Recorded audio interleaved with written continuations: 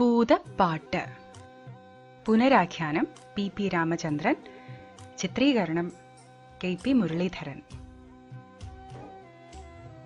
തുടിയൊട്ടുന്ന ശബ്ദമല്ലേ കേൾക്കുന്നത്?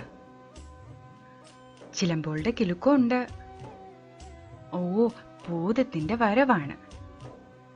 എന്ത് രസാണ് അതിനെ കാണാൻ. മെയ്യിൽ അമ്പിളി പൂങ്കല, കാതിൽ പിച്ചളത്തോട, കഴുത്തിൽ കലപില പാടുന്ന പണ്ടങ്ങൾ, തലയിൽ അലുക്കണിഞ്ഞ ചായക്കിരീടം, വെള്ളയും ചുവപ്പും പാവാട, മീതെ അരമണി, പുറത്തുമുട്ടോളം മൂടിക്കിടക്കുന്ന ചെമ്പൻ മുടി. ഈ ഭൂതം എവിടെ നിന്നാണ് വരുന്നത്? പറയിന്റെ കുന്നിന്റെ അങ്ങേ ചെരുവിൽ ഒരു പാറക്കെട്ടുണ്ടല്ലോ, അതിന്റെ അടിയിലാണ് ഭൂതത്തിന്റെ താമസം.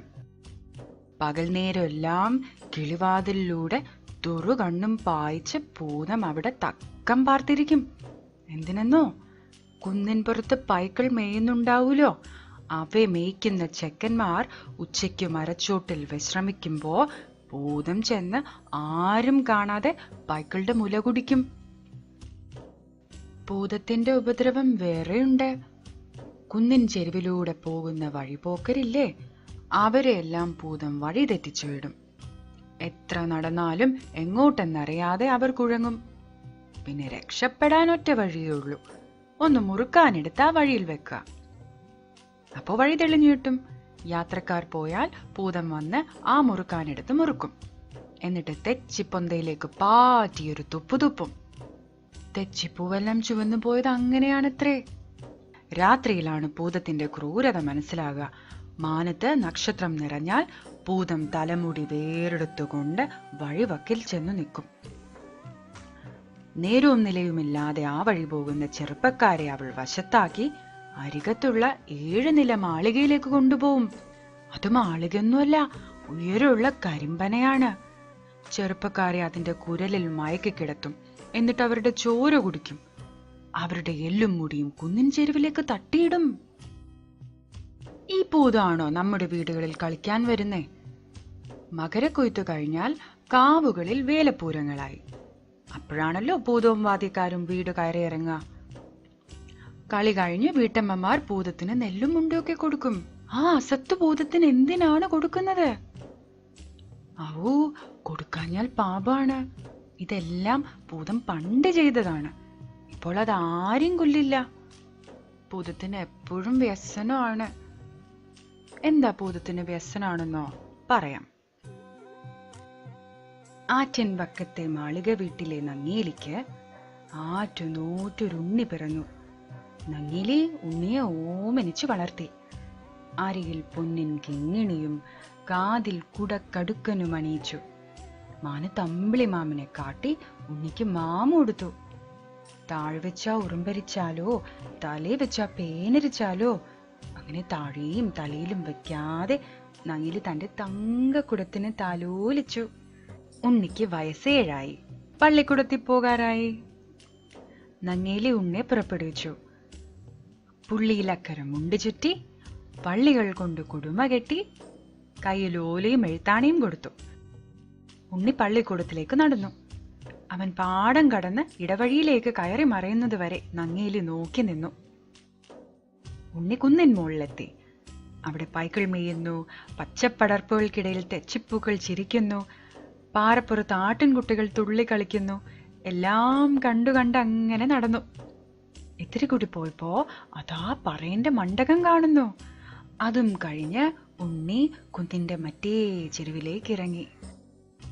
അവിടെയാണല്ലോ ഭൂതം പാർക്കുന്നത്. ആളനക്കം കേട്ട് ഭൂതം കിളിവാതിൽ തുറന്നു നോക്കി. ആരാണ് പോകുന്നത്? ഏതാണ് ഈ പൂവമ്പഴം പോലത്തെ പൊന്നും കുടം?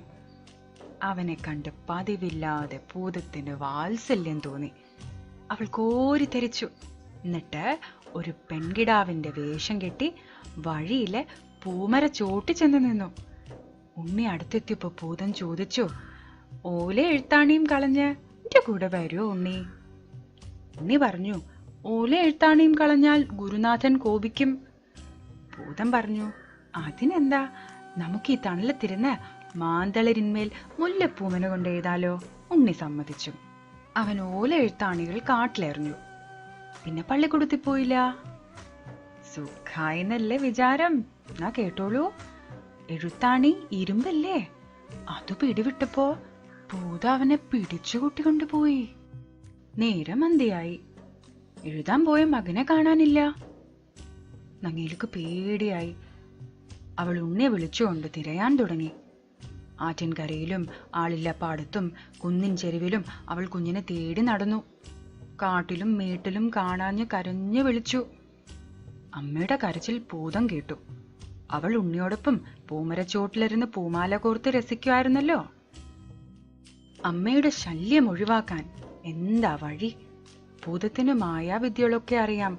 അതാദ്യം അമ്മയെ പേടിപ്പിച്ചോടിക്കാൻ നോക്കി. അമ്മ പേടിച്ചേയില്ല. ഭൂതം ചുഴലിക്കാറ്റായി ചെന്നപ്പോ അമ്മ തറച്ച കുറ്റി പോലെ നിന്നു. ഭൂതം കാട്ടുതീയായി ചെന്നപ്പോ അമ്മ കണ്ണീരുകൊണ്ട് അതെല്ലാം കെടുത്തി. ഭൂതം നരിയായും പുലിയായും ചെന്നു. "എന്റെ കുഞ്ഞിനെ തരൂ" എന്നോതി അമ്മ ഉറച്ചു നിന്നു. നങ്ങിയിലെ പേടിപ്പിക്കാൻ പറ്റില്ല എന്ന് കണ്ടപ്പോ ഭൂതം മറ്റൊരടവെടുത്തു. ആ കുന്നിൻ മുകളിൽ മൂടി പോലെ തോന്നിക്കുന്ന ഒരു കൂറ്റൻ പാറയുണ്ട്. ഭൂതം അത് പറിച്ചു നീക്കി. അതിനകത്ത് കണ്ണഞ്ചിപ്പിക്കുന്ന പൊന്നും മണികളും കുന്നുകുന്നായി കിടക്കുന്നു. ഭൂതം പറഞ്ഞു, "ഈ പൊന്നും മണിയും എല്ലാം നിനക്ക് തരാം, പക്ഷെ പുന്നാരക്കുട്ടിനെ ഞാൻ എടുക്കും." അമ്മ ആ പൊൻകൂമ്പാരത്തിലേക്ക് നോക്കിയതേയില്ല. എന്നിട്ട് എന്ത് ചെയ്തുന്നോ, തന്റെ ഇരു കണ്ണുകളും ചൂഴ്ന്നെടുത്ത് ഭൂതത്തിന്റെ കാൽക്കൽ വെച്ച് തൊഴുതു പറഞ്ഞു, "ഇതിലും വലുതാണ് എനിക്ക് എന്റെ പൊന്നോമന. അതിനെ തിരികെ തരികെന്റെ ഭൂതമേ നീ." ഭൂതം അതൊരു തഞ്ചമായി കരുതി. അമ്മയ്ക്ക് കണ്ണില്ലാതായല്ലോ. ഒരു തെച്ചിക്കോലു പറിച്ച് മന്ത്രം ജപിച്ചൂതി ഭൂതം മറ്റൊരുണ്ണിയെ നിർമ്മിച്ചു. എന്നിട്ട് അമ്മയോട് എടുത്തോളാൻ പറഞ്ഞു. പാവം നങ്ങേലി. അവൾ കുഞ്ഞിനെ എടുത്ത് കെട്ടിപ്പിടിച്ച് നെറുകിലുമ്മ വെച്ചു. പെറ്റ വയറല്ലേ. തൊട്ടപ്പോഴേക്കും നങ്ങേലിക്ക് മനസ്സിലായി ഇത് തന്റെ കുഞ്ഞല്ലാന്ന്. കോപം കൊണ്ട് വിറച്ച് അവൾ ഭൂതത്തെ ശപിക്കാൻ കൈകൾ ഉയർത്തി. "അയ്യോ, അരുതേ, എന്നെ നീറ്റരുതേ." ഭൂതം പേടിച്ച് വിറച്ചു. അത് വേഗം ഉണ്ണിയെ വിട്ടുകൊടുത്ത് അമ്മയുടെ കാൽക്കൽ വീണ് മാപ്പ് ചോദിച്ചു. മാത്രമല്ല, നങ്ങേലിക്ക് കാഴ്ചയും തിരിച്ചു നൽകി. അമ്മ കണ്ണുമിഴിച്ചു നോക്കുമ്പോൾ അതാ തന്റെ പൊന്നുണ്ണി പുഞ്ചിരിച്ചുകൊണ്ട് നിൽക്കുന്നു. അങ്ങനെ അമ്മയ്ക്ക് ഉണ്ണിയെ തിരിച്ചു കിട്ടി. ഭൂതം അമ്മയുടെ മുന്നിൽ തോറ്റു തൊഴുതു നിന്നു. പാവം ഭൂതം. യാത്രയാവുന്ന ഉണ്ണിയെ അത് വാരിയെടുത്തു.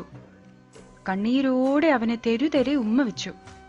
അതിന്റെ വ്യസനം കണ്ട് കരളലിഞ്ഞ അമ്മ പറഞ്ഞു, "നീ എല്ലാ കൊല്ലവും മകരക്കൊയ്ത്ത് കഴിഞ്ഞ് നാട്ടിൽ നെല്ലും പണവും കുന്നുകൂടുന്ന കാലത്ത് നീ ഉണ്ണിയെ കാണാൻ വന്നോളൂ." ഭൂതം അങ്ങനെ ആവട്ടെ എന്ന് സമ്മതിച്ച് മടങ്ങിപ്പോയി. അതിൽ പിന്നെ ആണ്ടോടാണ്ട് മകരക്കൊയ്ത്തു കഴിഞ്ഞാൽ ഭൂതം വരവായി. എന്ന പാവം അതിനുണ്ണിയുടെ വീടറിയില്ല. അന്ന് ചോദിക്കാൻ മറന്നുപോയി. നങ്ങേലി പറഞ്ഞതുമില്ല. മറന്നിട്ടാണോ അതോ കണ്ടാൽ തന്റെ കുഞ്ഞിനെ ഭൂതം വീണ്ടും കൊണ്ടുവന്ന് പേടിച്ചിട്ടാണോ ആർക്കറിയാം. ഉണ്ണിയെ തിരഞ്ഞ് ഭൂതം ഓരോ വീട്ടിലും കയറി ഇറങ്ങും. "ഉണ്ണിയെ വീണോ, ഉണ്ണിയെ വീണോ" എന്ന് ചോദിച്ച് ആളുകൾ അതിനെ കളിയാക്കും പതിവാണ്. ദാ ആ ഭൂതം വരുന്നു. തുടി ഒട്ട് കേൾക്കുന്നില്ലേ? ഭൂതത്തിന്റെ നെഞ്ചിടിപ്പിന്റെ താളമാണതിന്. ആ കുഴൽ വിളിയോ ഭൂതത്തിന്റെ തേങ്ങല് പോലില്ലേ?